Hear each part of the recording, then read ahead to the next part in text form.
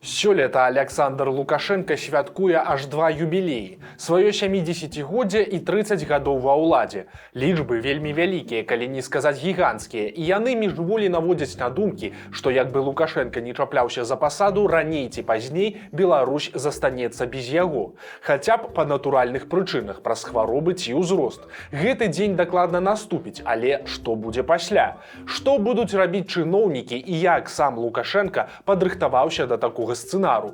Вось пра гэта мы вам і раскажам у гэтым відэа.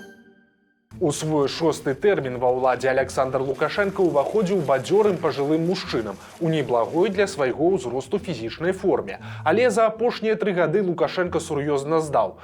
Ён з цяжкасцю перасоўваецца, стаў перыядычна губляць голас і сіпець, да ўсяго гэтага дадаўся і трэмор галавы, які немагчыма схаваць нават монтажом. Вішанькай на торце стала ягонае знікненне на тыдзень з публічнага поля ў маі мінулага года пасля паездкі ў Маскву да Пуціна, падчас якога прапаганда і прыдворныя глашатаі проста маўчалі, не ведаючы, што рабіць. Пасля таго, як папаўзлі чуткі пра сур'ёзную хваробу, Лукашенко з'явіўся на публіцы, але ў такім стане, што толькі лішні раз нагадаў усім, што ён не вечны.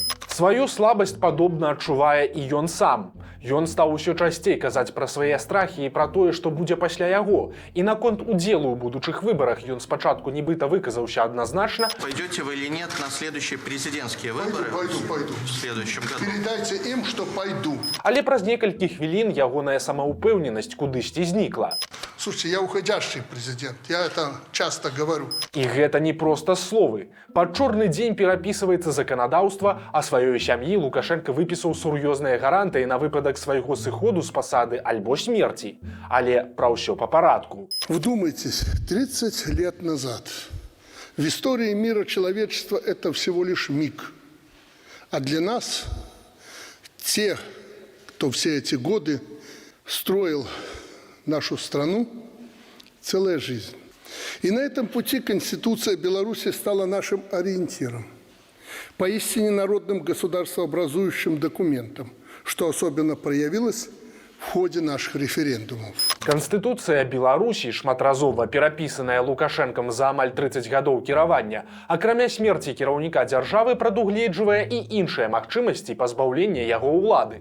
Гэта імпічмент за дзяржздраду ці нейкае іншае сур'ёзнае злачынства і адхіленне па хваробе. З Лукашэнкам такія варыянты выглядаюць маларэальнымі. Адзіны раз адхіліць яго ад улады спрабавалі дэпутаты ў далёкім 96-м годзе, праз 2 гады пасля ягонага абрання прэзідэнтам, але нічога тады не атрымалася. Цяпер жа не варта чакаць нават спробы, бо парламент і ўсебеларускі народны сход, якія маюць права пазбавіць Лукашэнку ўлады, фарміруюцца выключна з лаяльных кадраў. Таму, калі не здарыцца ніякіх палітычных форс-мажораў, застаецца, напэўна, толькі адзін варыянт – чакаць, пакуль сваё возьмуць час і ўзрост. Смерць Лукашэнкі, канешне, можна некаторы час замоўчваць, і хутчэй за ўсё так і будзе. Але ж праігнараваць яе, вядома, не атрымаецца. Раней ці пазней чыноўнікі будуць вымушаныя прызнаць, што гэта ўсё. І на гэты сцэнарый у Канстытуцыі прапісаныя 2 алгарытмы дзеянняў, якія залежаць ад таго, як сышоў з жыцця кіраўнік дзяржавы – самастойна ці гвалтоўна. Калі Лукашенко памрэ сам, то адразу запусціцца працэс падрыхтоўкі да новых прэзідэнцкіх выбараў.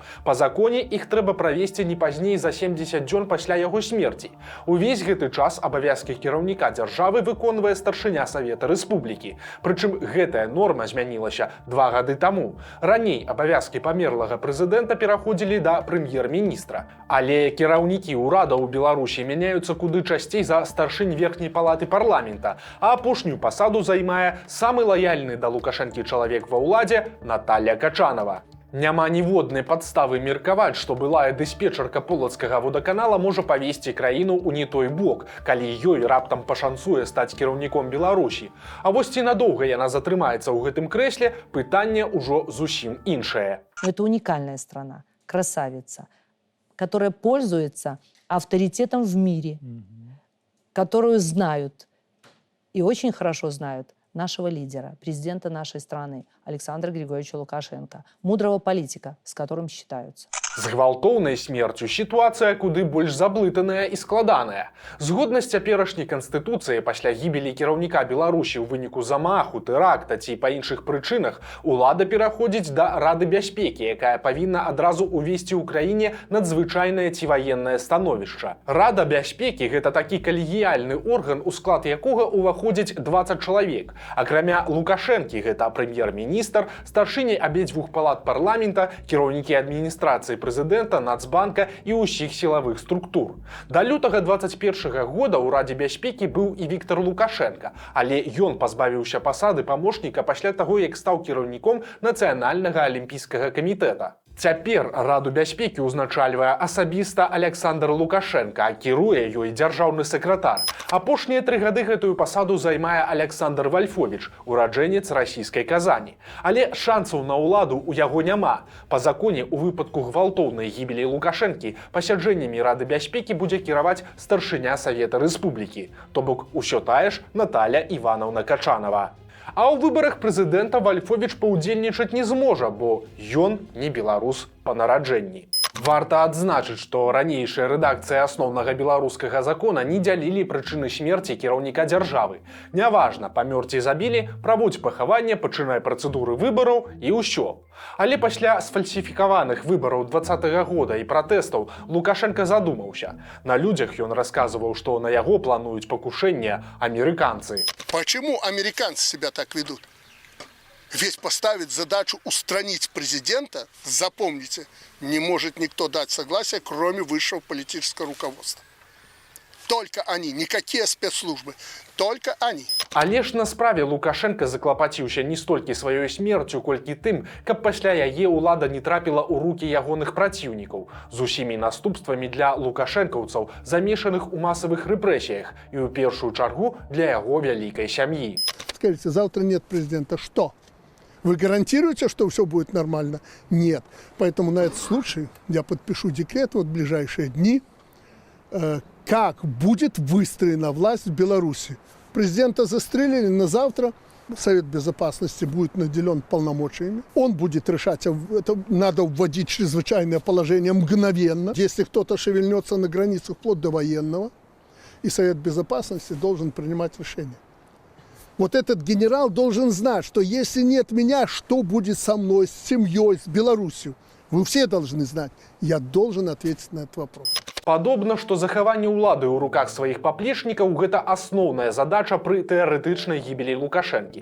Бо Канстытуцыя на такое развіццё падзей наогул не апісвае працэдуру выбараў, толькі ўвядзенне надзвычайнага ці ваеннага стану, цягам якіх любое галасаванне забароненае. Гэты механізм можна разглядаць толькі тэарэтычна, бо такія рэжымы ў Беларусі раней афіцыйна не абвяшчаліся.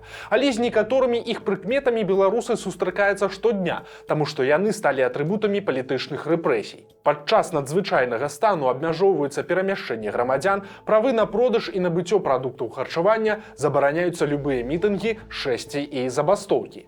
Пры ўвядзенні ваеннага стану уводзіцца цэнзура, каменданцкая гадзіна, а маёмасць і транспарт грамадзян могуць забірацца на абарончыя патрэбы. Абодва рэжымы, як мы раней ужо сказалі, забараняюць правядзенне выбараў і рэферэндумаў. І вось тут самае цікавае пытанне: колькі могуць працягвацца надзвычайны і ваенны стан? Першы нельга ўводзіць даўжэй, чым на 30 сутак, а працягнуць яго можа толькі прэзідэнт краіны сваім загадам. Ці распаўсюджваецца гэта права на калектыўнага кіраўніка дзяржавы ў выглядзе Рады бяспекі, незразумела. А што ж тычыцца ваеннага стану, то тэрмін яго дзеяння наогул нічым не абмежаваны. Ён перастае дзейнічаць, цытата, пасля ліквідацыі абставін, якія паслужылі падставай для яго ўвядзення. Вырашае гэта, як вы можаце здагадацца, Рада бяспекі, то бок тэарэтычна выбары можна не праводзіць колькі заўгодна. Але ж гэта ўсё тэорыя, прапісаная Лукашэнкам на паперы. У выпадку форс-мажору ўсё можа пайсці не па плане, тым больш каму, як не лукашэнкаўцам, добра вядома, што часам не да законаў. Падзеі апошніх 4 гадоў амаль не пакінулі Лукашэнку варыянтаў бязбольнага сыходу. Ворагамі сталі і беларускі народ, і ўвесь цывілізаваны свет. Таму, баючыся адказнасці частнасці, у Канстытуцыі ён прапісаў сабе недатыкальнасць у выпадку гіпатэтычнага самастойнага сыходу ці адхілення ад улады па стане здароўя. Таксама па цяперашніх законах Лукашэнку пасля сыходу немагчыма прыцягнуць за здзейсненае падчас ягонага кіравання краінай. Змены адбыліся і ў законе аб прэзідэнце Беларусі. Там з'явіліся шырокія гранты як для былога кіраўніка дзяржавы, так і для яго сям'і. Калі уявіць, што Лукашенко перадае камусьці ўладу, то дзяржава павінна яму прадаставіць афіцыйную рэзідэнцыю для жыцця, працоўнае месца ў Мінску, дзяржаўную ахову, медыцынскую дапамогу і кампенсацыю любых транспартных расходаў, нават паездак за мяжу. Таксама па законе яму паложаны заробак. Прычым тут Лукашенко застрахаваўся ад паўтарэння лёсу Станіслава Шушкевіча, якому дзяржава плаціла мізерную пенсію. Заробак экс-кіраўніка Беларусі па цяперашнім законе павінен быць як у дзейнага прэзідэнта. Якая канкрэтна гэта сума, сказаць складана, але дакладна немалая. Бо ў 19 годзе Лукашенко зарабляў амаль 10 тысяч рублёў штомесяц, ці 4670 даляраў.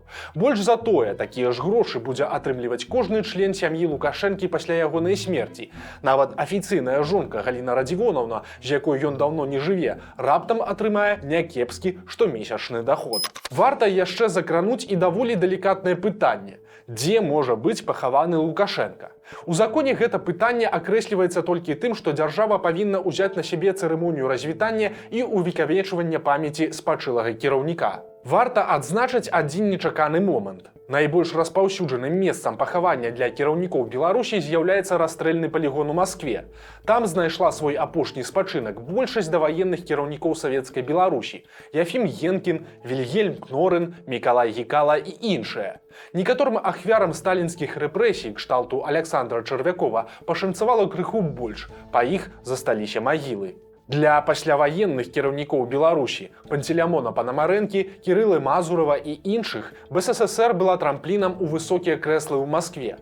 Там яны і засталіся ляжаць на ганаровых новадзявочых могілках. Першым пасляваенным кіраўніком Беларусі, пахаваным на радзіме, стаў Пётр Машэраў. Ён загінуў у аўтакатастрофе ў 80-м і быў аддадзены зямлі на ўсходніх могілках Мінска, дзе на той момант ужо хавалі розных партыйных і культурных дзеячаў. Так зарадзілася традыцыя, і ўсе апошнія кіраўнікі БССР знайшлі свой вечны спачын там жа.